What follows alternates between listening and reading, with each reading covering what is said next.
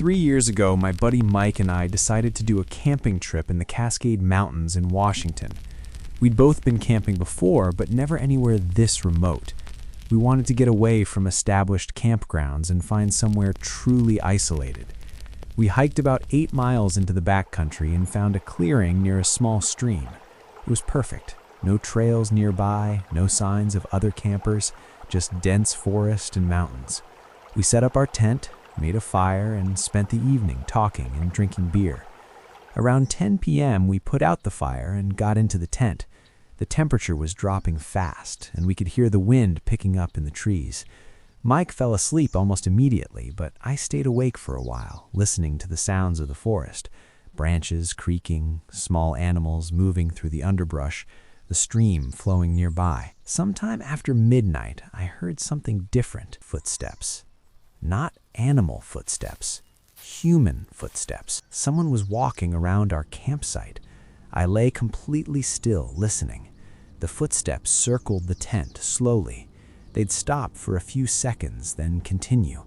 I could hear them clearly on the leaves and twigs scattered around our site. I reached over and shook Mike awake. He started to say something, but I covered his mouth and whispered that someone was outside.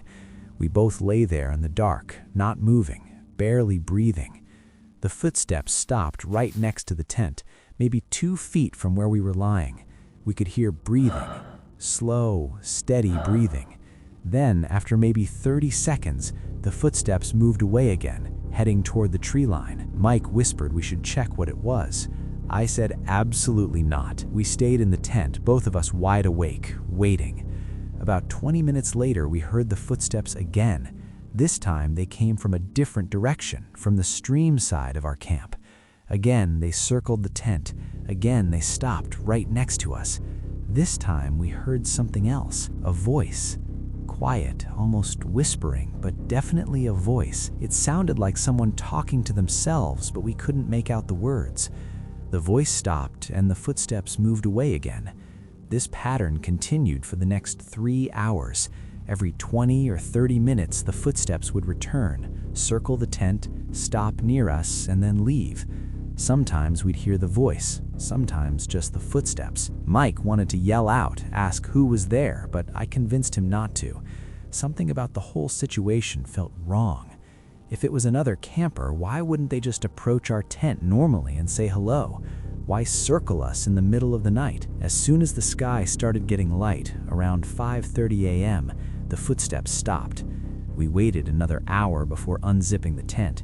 When we finally came out, I immediately looked at the ground around our tent. There were footprints everywhere. Bare footprints.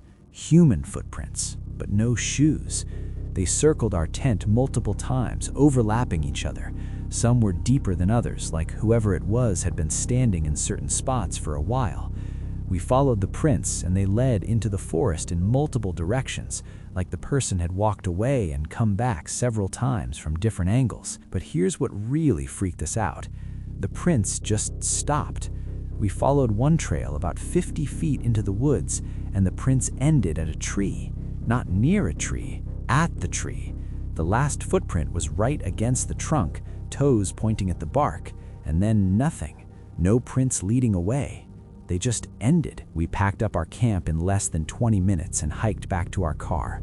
Neither of us said much during the hike. We were both too shaken. When we got to the trailhead, there was a ranger vehicle parked there. The ranger was doing some kind of inspection. Mike walked up to him and asked if there had been any reports of people in the area acting strange. The ranger's expression changed. He asked why we were asking. We told him about the footprints and the circling. He nodded slowly and said we weren't the first people to report something like that. He said over the past 2 years, several campers had described similar experiences in that area. Someone walking around their camps at night, bare footprints that appeared and disappeared. He said they'd tried to investigate but never found anyone. No evidence of anyone living in the woods, no camps, nothing. He recommended we not go back to that area. We haven't. I've done plenty of camping since then, but never that deep in the backcountry. And I've never been able to shake the memory of lying in that tent, hearing those footsteps circle us over and over, knowing someone was standing right outside, listening to us breathe. Last summer, I went on a solo camping trip to a state park in Montana. I'd wanted to do a solo trip for a while, to disconnect and have some time alone to think. I picked a campground that wasn't too remote but wasn't crowded either. I arrived on a Thursday afternoon and set up my tent at a site near the edge of the campground. There were maybe 4 or 5 other occupied sites, all with families or couples. Everyone seemed normal and friendly. The first night was perfect. I made dinner on my camp stove, read a book by my fire, and went to bed around 10. I slept great and woke up feeling refreshed. The second night was when things got weird. I'd spent the day hiking and got back to my campsite around 6 p.m. I noticed the site next to mine, which had been empty, now had a tent set up. I didn't see anyone around it, so I figured they were out exploring. I made dinner and was cleaning up when I heard voices coming from the tent next to mine. It sounded like 2 people having a conversation. Nothing unusual about that, except the voices sounded strange. They had this rhythmic quality to them, like they were speaking in a pattern, and I couldn't make out any actual words, just the rise and fall of speech. I tried to ignore it and went into my tent to read, but the voices continued.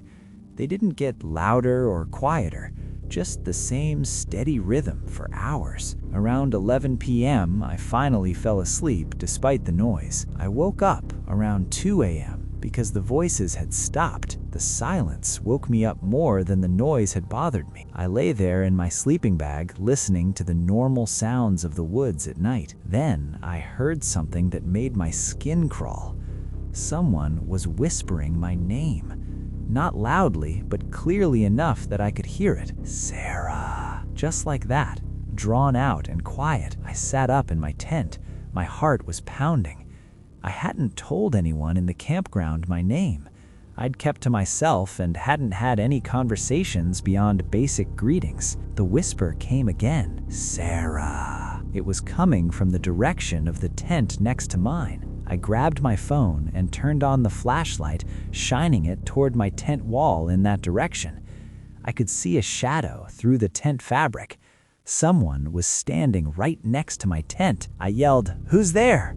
My voice came out shakier than I wanted. The shadow moved away. I heard footsteps walking back toward the other tent. Then, silence. I didn't sleep the rest of the night.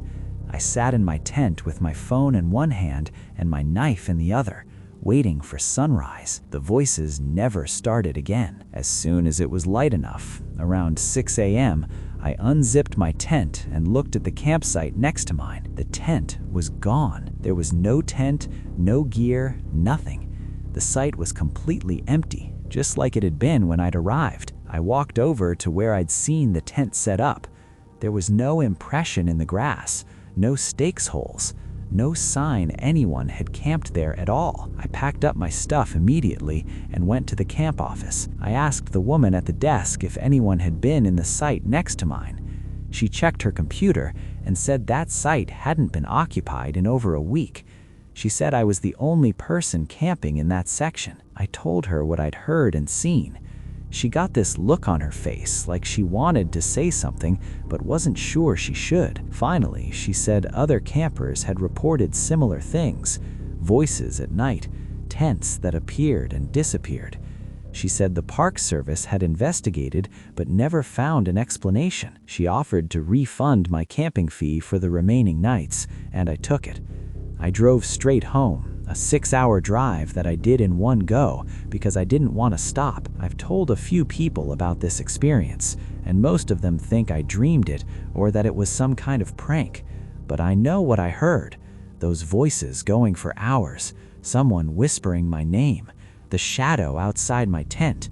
And I know that tent was there and then it wasn't. I've been camping dozens of times since I was a kid, and I know what a campsite looks like when someone's been there. That site was empty in a way that felt wrong, like it had been erased. I haven't been back to that park, and I don't plan to go back. I still camp, but never alone anymore, and I always make sure I know who's in the sites around me before it gets dark.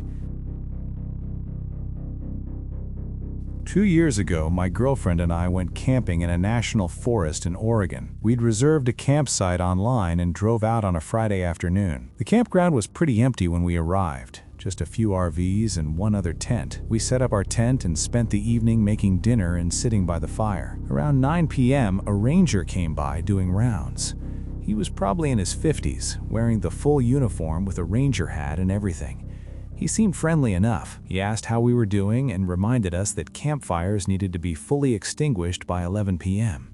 We said no problem. Then he said something that struck me as odd. He said we should keep our food locked in our car because there had been some unusual animal activity in the area. I asked what kind of animals, and he just said to be careful and keep everything secured. Then he walked off toward the next campsite. My girlfriend, Emily, said he seemed nice, but something about him was off. I agreed, but couldn't put my finger on what it was. We put out the fire at 10:30 and got into our tent. We were both tired from the drive and fell asleep pretty quickly. I woke up sometime in the middle of the night to the sound of someone walking around outside.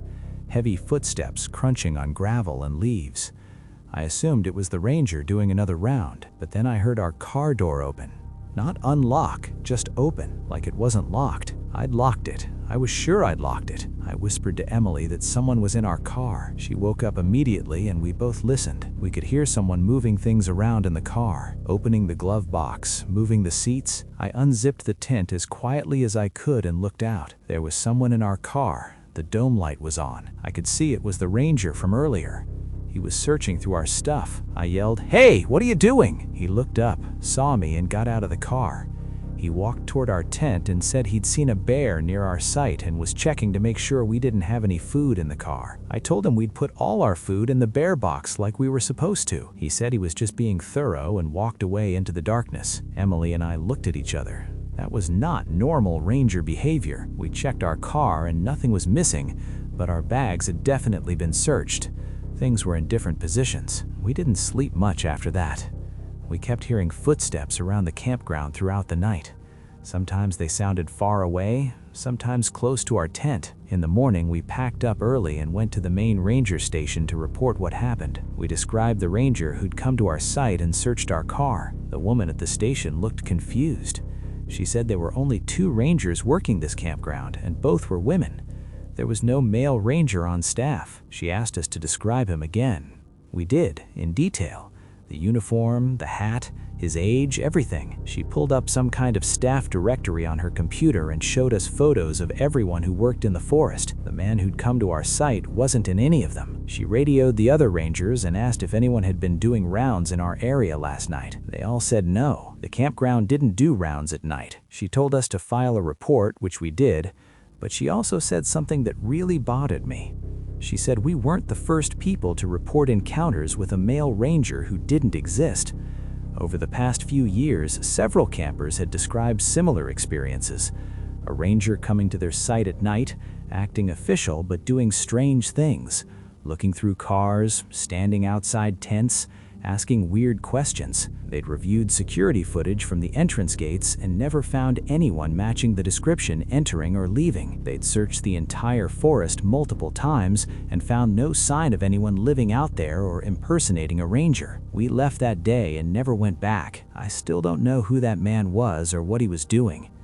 The fact that he was able to open our locked car still bothers me. I know I locked it. I always lock it. Sometimes I think about what would have happened if I hadn't woken up when I did. If I just slept through him searching our car, what would he have done next? Would he have come to the tent? I've done a lot of camping since then, but I'm way more cautious now. I don't trust anyone just because they're wearing a uniform. And I always double check that the car is locked.